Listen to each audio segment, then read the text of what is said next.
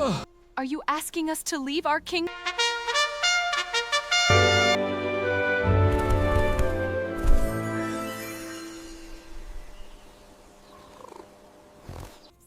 কথাটা শুনে রাজা হেসে উঠলেন।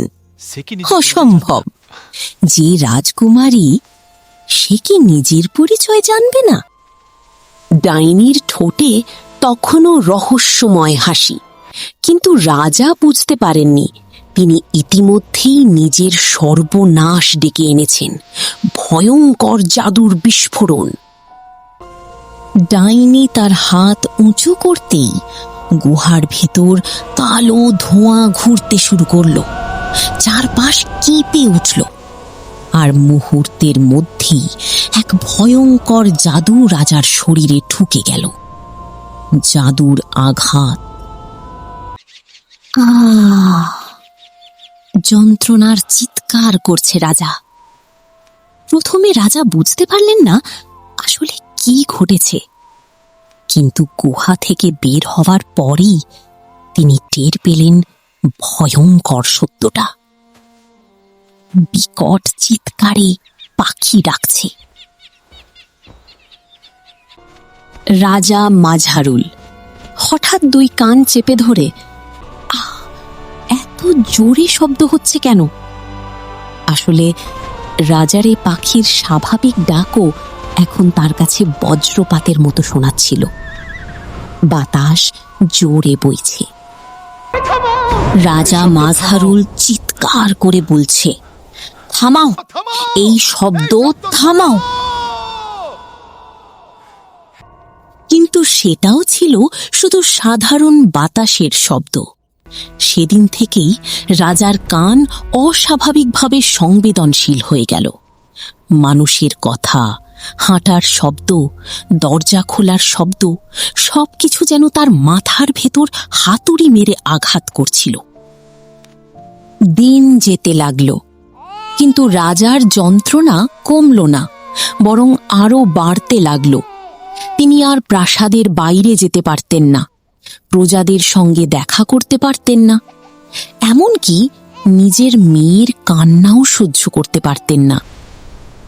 রাজা মাঝারুল কান চেপে ধরে, না, আমি আর পারছি না।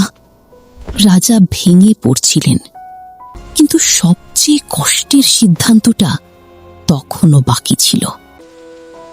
মৃদু বৃষ্টি বাহিরে এক সন্ধ্যায় রাজা রানী শিমুকে নিজের কক্ষে ডাকলেন। রানী সানিকে কোলে নিয়ে এসে দাঁড়ালেন। রানী শিমু, মহারাজ, আপনি আমাকে ডেকেছেন? শিমু, আমি আর সানির শব্দ সহ্য করতে পারছি না। আপনি কি বলছেন? তোমাদের কিছুদিনের জন্য দূরে যেতে হবে। রানী যেন নিজের কানকে বিশ্বাস করতে পারছিলেন না। আপনি আমাদের রাজ্য থেকে চলে যেতে বলছেন?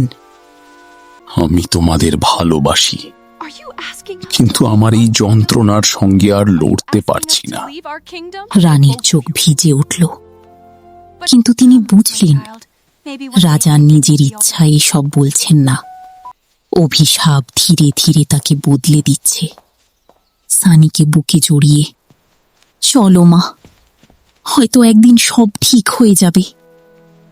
নীরব কান্না করতে করতে রাজপ্রাসাদ থেকে বের হয়ে যাচ্ছে। পরদিন ভোরে রানী শিমু আর ছোট্ট সানি রাজ্য ছেড়ে চলে গেলেন। হেঁটে হেঁটে দূরে চলে যাচ্ছে, কাঁদতে কাঁদতে।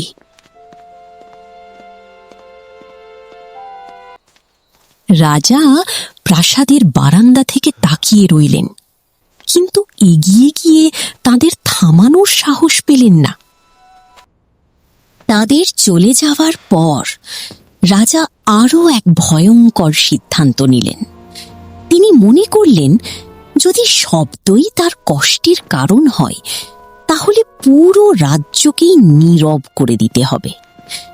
রাজকীয় ঘোষণা করল একদিন, রাজা মাঝারুল বলছে রেগে, শুনে রাখো, আজ থেকে কেউ জোরে কথা বলতে পারবে না, কেউ হাসতে পারবে না, কেউ কাঁদতে পারবে না, কেউ কাশতেই বা হাঁচতেও পারবে না।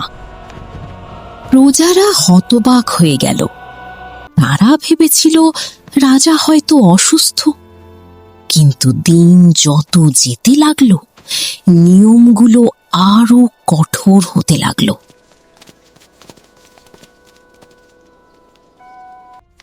রাজা মাঝারুল চিৎকার করে বলছে, সবাই খালি পায়ে হাঁটবে, জুতার শব্দও আমি শুনতে চাই না।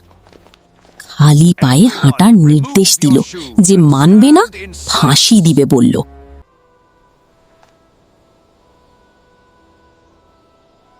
ধন্যবাদ দেখার জন্য। আবার দেখা হবে মিন্টু আভিয়ান টুনসে।